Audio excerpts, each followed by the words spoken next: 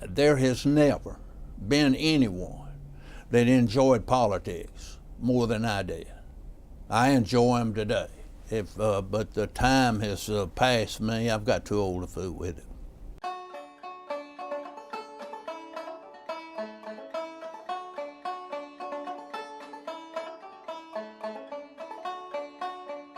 And I called Jimmy down in Plains and told him, I said, Jimmy, it is time for you to meet with George Meany. George was still living at that time. And he says, Herb, I know it is. And said, it's past time. But says, I cannot afford to put in a call to George Meany at the AFL-CIO and have him to turn me down. He said, that would kill me. And I says, well, do you have any objection for me of calling and making an appointment? And he said, I would always be grateful. I picked up the phone and called Washington and called our Cope department and Al Barkin. And I'm gonna tell you just the way he talked. I says, Al, I would like to bring Carter up to Washington and meet with President Meany. And he said, well, Herb, let me talk to George and I will call you right back. That's just the way he talked. And so about 5 minutes later, the phone rang, and it was Al Barkin, Cope director. And he says, George said, all lines are open. Tell Carter to call.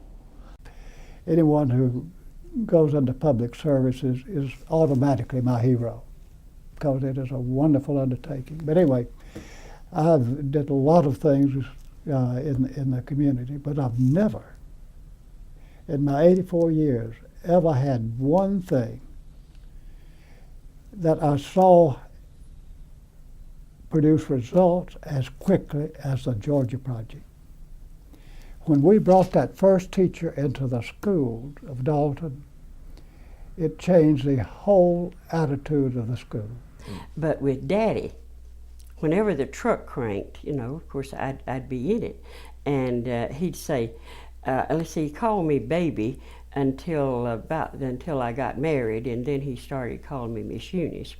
But he would say, baby, if you want to go with me, go powder your nose. And I'd go in and feel around on my mother's dresser till I found the powder box. And Daddy said I'd come out looking like I'd been in the flour barrel sometimes. And off we'd go.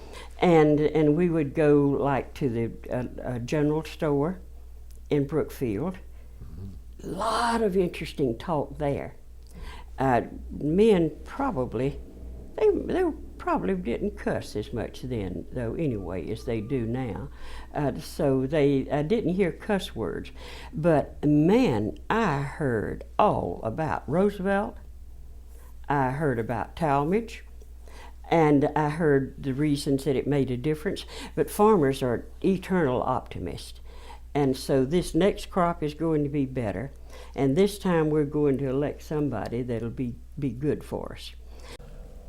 First of all, as we all know, the Republican Party has taken over the General Assembly and the governor's office. Yes. What happened? We got beat. Well, you know, I look back on it like this. I'm a historian. And if I had a baseball team that had won the World Series for 129 straight years and then lost a few World Series, would that be a bad run?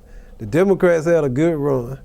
And it was time. It's like pruning your favorite bush. You prune it you know, maybe in the fall, whenever you prune, and it looks all scrubby. But then in the spring, it blossoms with greener, more vibrant leaves and more beautiful blossoms. That's what's going on to the Democratic Party. We're being pruned. But as I speak, clearly the National Democratic Party, and I think the State Democratic Party, is on its way back. There's always a flux and a flow, a thickening and a thinning, a yin and a yang in politics. You stay in it long enough, You're going to get beat or you're going to win. It can't but one or two things happen. And so it's just part of the evolution. And at the end of the day, we'll be a better party for what has occurred over the last 10 years.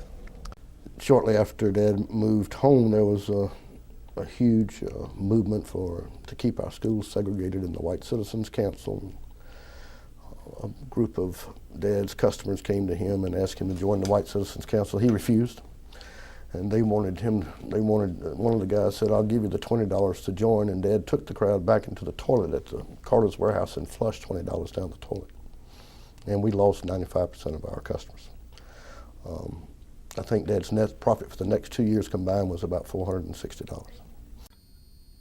And we needed George Busby when he came on as governor. And I've bragged about the success of Governor Carter's reorganization.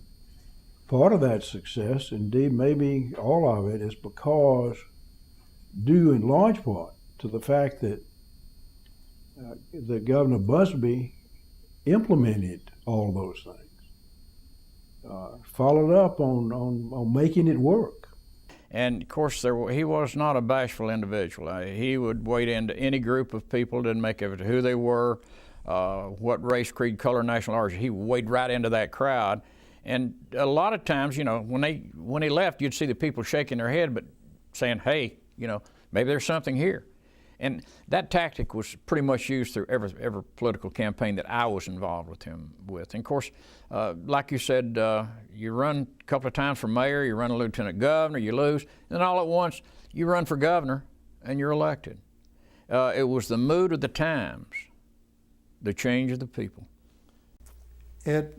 When Governor Maddox took over, Speaker Smith realized that they had elected him. And so Speaker Smith basically assumed a lot of the powers that previous governors had.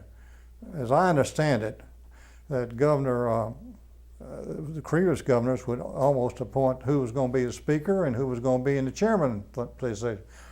And so Speaker Smith recognized this political thing and basically grabbed the power away from Governor Maddox. I think Governor Maddox was, I won't say he was naive, but I think Governor Maddox wanted to get along, and so he did not resist it as a Carl Sanders might have done it. And so then the power, basically more power shifted to the General Assembly. It became less of a strong government than we previously had.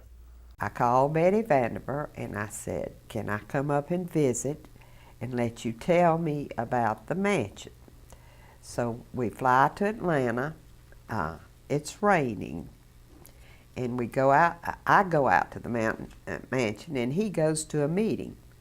So Betty, you know, greets me, and we sit down and talk, and then we have a bite to eat at lunch.